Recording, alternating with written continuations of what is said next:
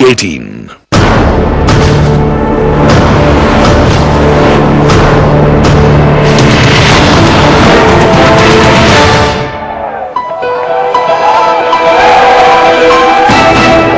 a recent World Economic Forum survey, respondents rated corruption as the second most problematic factor for doing business in India, with 78% very clearly saying their companies are highly vulnerable to corruption.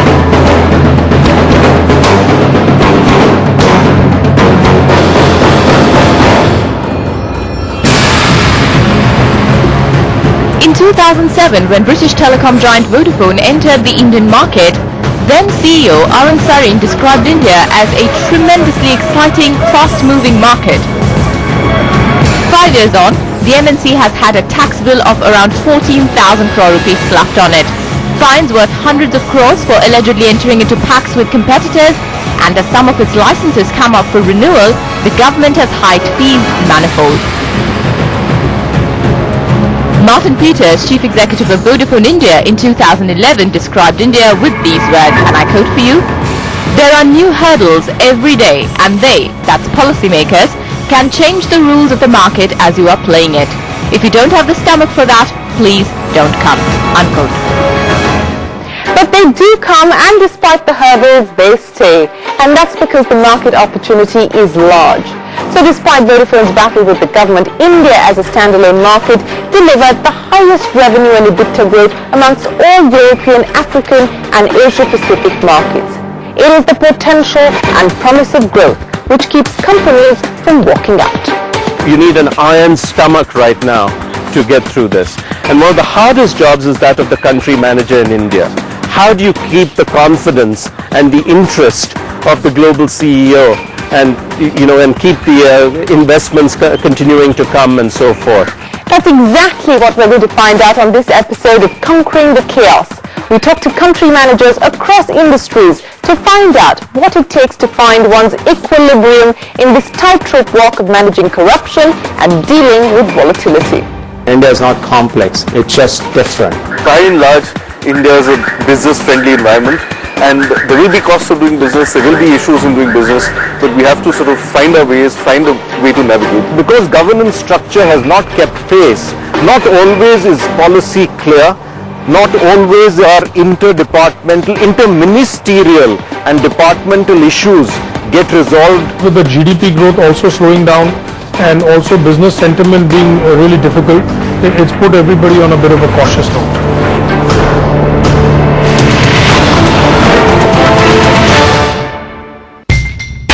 Ravi Venkatesan, in his book Conquering the Chaos, lays out a taxonomy of corruption in India.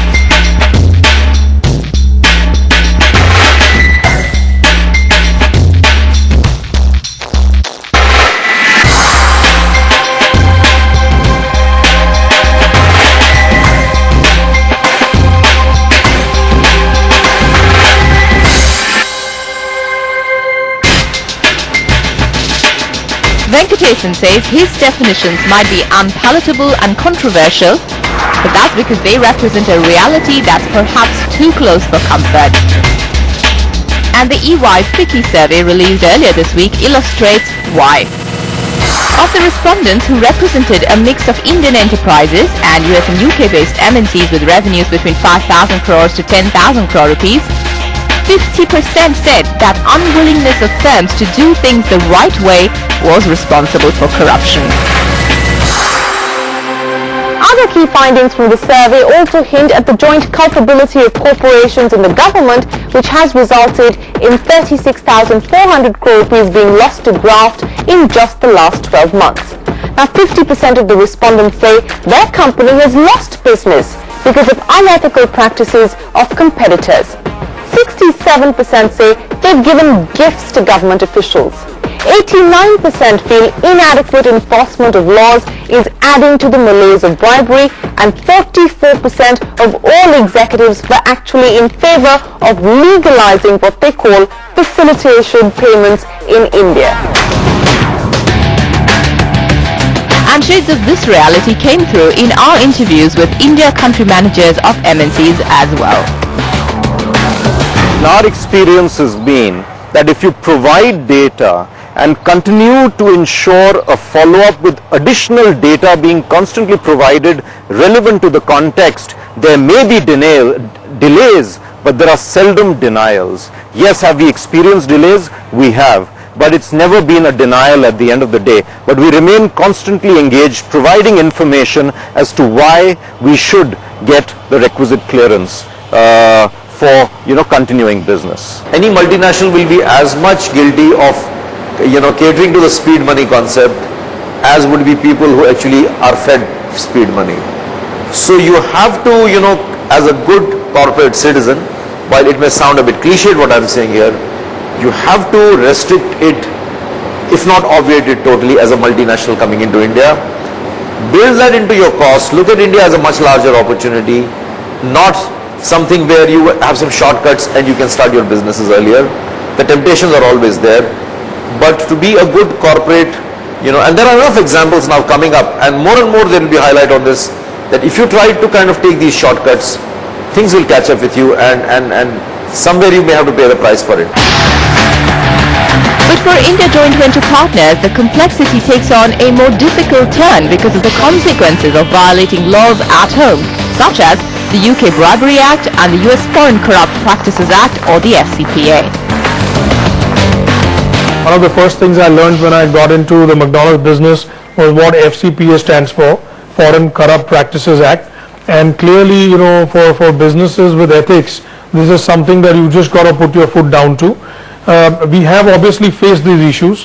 What we find is, however, when you take a tough stand, first few times it becomes really difficult because then you get served notices and then you have to deal with it. But finally, if your fundamentals are right, so for example, when we talk of food law, we've taken all our approvals from CFTRI in the past. We made sure that we meet the specs of the local regulation, and if that's that, eventually you will win. And what happens is, over time, people realize that this is not a company that's willing to it'll go to any length in terms of protecting itself legally rather than dealing with speed money. So I think over time it is something that companies can deal with. Another MNC that's had an up again, down again India ride is the world's largest retailer, Walmart. The year 2012 was a bad year operationally for Bharti Walmart, with the company incurring a negative cash flow from operations of 533 crore rupees. To make matters worse, in November of the same year, Walmart launched an internal investigation into bribery charges in Mexico, India, China and Brazil. Soon came the disclosures on Walmart's alleged lobbying with US senators on multiple issues, including gaining wider access to the Indian market. This caused a storm in the Indian Parliament and a committee was appointed to investigate the matter. The inquiry conducted by the panel remained inconclusive. But meanwhile, heads have rolled at Bharti Walmart. Head of India Operations Raj Jain has moved on. So have heads of asset protection, legal and support services. Some of the retailers' new projects have also been put on hold. You need somebody who's got courage, because every day if you're in a market like India, you're going to be tested, okay? And so the country head has to be someone who's capable of taking tough decisions, who will do what is right, not what is convenient. And the final thing I would really look for is something I call learning agility. And learning agility is basically a person's ability to adapt to a new situation. Okay, so if you're put into a situation you've never faced before, are you completely paralyzed by it and devastated by it, or do you learn to figure it out and then succeed? If you're a country head in India, you have to deal with strikes, you have to deal with bunds, you have to deal with bureaucrats, you have to deal with policies that change, the tax code will change, your headquarters will have unreasonable demands, all sorts of things, and yet you have to deliver the numbers quarter after quarter. So it takes a very different type of person, somebody who's tenacious, resilient, never gives up in order to succeed at these kinds of jobs. CEOs that we spoke to say that it's perhaps time that Indian policymakers take a more mature approach towards lobbies and lobbying, which in most parts of the world is a legalized process. To me, lobbying is a good thing because if you work in tandem with the associations, in the industry, then it really brings better out of the government, good policies. It enhances our technology upgradation across the industry. It gives you a platform to share common practices and values in the country as well. Lobbying, as is done by trade associations, that is putting up policy points for inputs to the government for sectors, be it mining, telecom, aviation, infrastructure, I think that is absolutely fine. What I think should be discouraged is if it goes down to either the individual company or an individual per se. That must be severely discouraged. But perhaps the last word in this debate must go to Vikram Bakshi, joint venture partner of McDonald's in India. He believes the best way to tackle the cancer of corruption is to create a work structure that reduces the interaction between business and government. We have to work with the government to minimize the interaction that one has with the government departments. The more we can use technology to help us in terms of making bookings through websites, applying for your license through websites, providing all the necessary requirements that are there as a part of it, and the government stating very clearly that if within by this time the thing is not decided, it's automatically considered to be either accepted or rejected, right? The lesser the problem one is expected to have. And I must say that the governments have been moving towards that.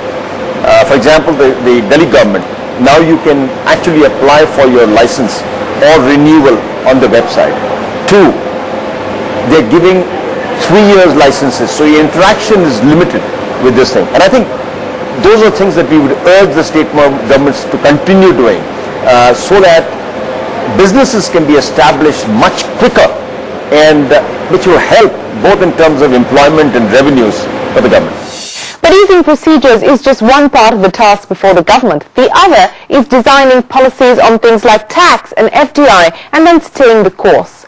Unfortunately, over the last couple of years, we've witnessed perhaps the worst examples of policy flip-flops, exacerbated by inaction on key matters on one hand and rampant corruption on the other. How does this impact an MNC doing business here and those that are actually waiting on the sidelines, waiting to get in? That's on the other side of this break. Keep watching Conquering the Chaos. We also need to understand the layout of the land, how this country is designed, and make sure that based on that lay of land, you define your priorities in the country. We are here in India not because of a short-term profit. We are here because of a long-term plan.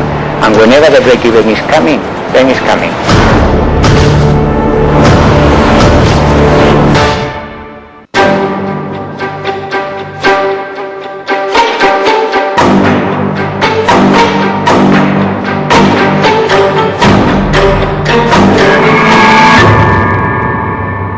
There's a new reality that is gradually set in over the past couple of years, and that is our rate of economic growth has slowed down. You know, the finance minister himself has said it's 5 to 6%, and it seems unlikely that we'd get back to 8-9% for quite some time.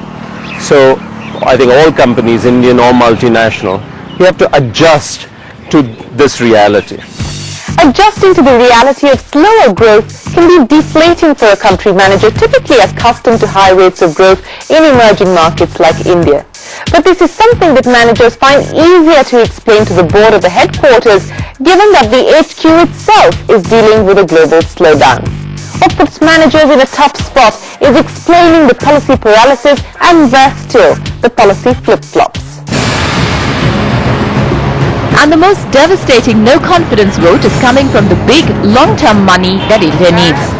This as FDI slipped about 21% last fiscal.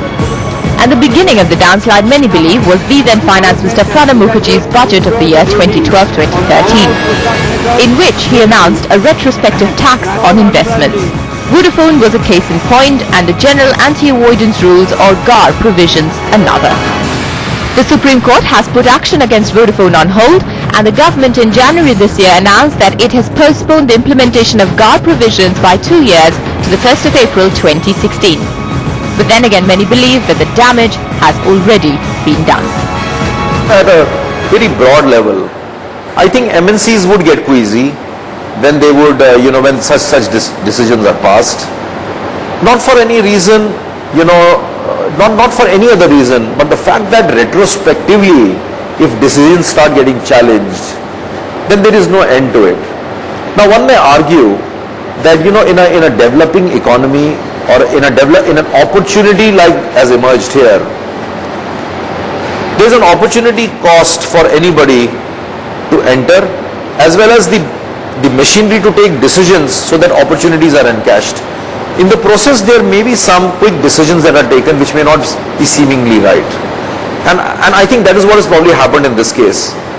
But we need to realize that when there's an opportunity cost to some opportunity, you may make some minor, mistakes. You can't retrospectively change them and then, tell somebody that now you will be penalized for it. When you look at the global context today, I think our country also needs to compete with the rest of the other growing countries in the world. And government needs to make sure that there is a clarity, both medium term, long term, because you're competing with multinationals. Like when we look at Dow, Dow will look at, should I invest in China, Indonesia or India? Then each country where there is a lot more clarity and in their policies and lot more predictability in their policy, that's when the government needs to really work hard and bringing that up in the system. At the same time, as a multinational, we also need to understand the lay of the land, how this country is designed, and make sure that based on that lay of land, you define your priorities in the country. When I look at Dow, there are a number of things we are doing. We invest in people, we invest in technology, we invest in understanding the complexities of this market, we build our customer relationships. So depending on the situation, we tweak some of this at the forefront to make sure that we are successful in whatever we're trying to do in the country. I cannot recall a time when it has been more unnerving and frankly discouraging to do business. The business environment is highly vitiated for all companies, Indian as well as multinational. And things like the Vodafone decision, the retrospective amendment, GAR, etc., hardly inspire much confidence. But again, if you look back at history, there have been many moments in time where things were just as dark, if not more bleak. And companies that stuck it out, Unilever, Ericsson, etc., have done exceedingly well, because what they realize, we're in for the long haul. What we need to do is tenaciously cling on, just hang in there, not slide backwards, and pretty soon there'll be good times as well, and then we can spurt to the head of the pack. So companies that have a long-term view of the market and steadily continue to take steps forward are the ones that will do well in India. And this approach of keeping an eye firmly on the long-term revenue target is what Swedish furniture retailer IKEA wants to adopt here in India. In January 2013, after a 6-year wait, IKEA finally won approval to open outlets in India. But then again, now that they're in, they don't want to make haste to launch. Up to now was the approval in order to have the possibility to operate retail in India. Now we are allowed to do retail in India, and now it's the time for us to start to approach the region, the states and also the cities in order to have a dialogue, a cooperation. So this is our next step that will start over the coming month, is to have a good understanding about what is the city structure and what is the connections and where we should be located, and the metro connection and the highway, and then to find the right setup. So we will start now. And while his optimism is commendable, developments in the last couple of months show that it's going to be a game of hardball. The government has barred IKEA from selling food in its stores, and IKEA at its end is standing its ground. And another Nordic venture that's learned some tough lessons about doing business in India is telecom company Telenor. Their Indian management, led by Sigrid Brekk, literally took to the streets in 2012 to salvage operations after the Supreme Court ordered the cancellation of its permits in the 2G licensing scandal. Since then, they've had to shut down operations in Mumbai, They've been embroiled in a legal battle with former partner and real estate firm Unitech, but BREC has shown the kind of resilience to continue doing business here that's quite unmatched. And since this rally in Ahmedabad a year ago, things have started to look up for Telenor. They broke even in some circles in Uttar Pradesh and Gujarat, and in the coming year they believe they'll have a similar breakthrough in the remaining markets as well. Also, surviving the rough and tumble of India has given Telenor several insights which it is exporting to other Asian markets. For instance, Uninor has implemented a unique distribution management system which tracks distribution, networks and consumer usage. And under this model, profitability is measured on the basis of the number of each tower's subscribers.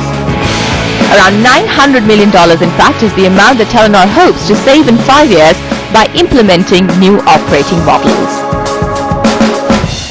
And then the last thing is cultivate resilience. This is a time where it's going to be difficult to get approvals and permissions. It's going to be difficult to get decisions, policy decisions or any decision, and you need to develop this, the capabilities to build relationships and try and influence this.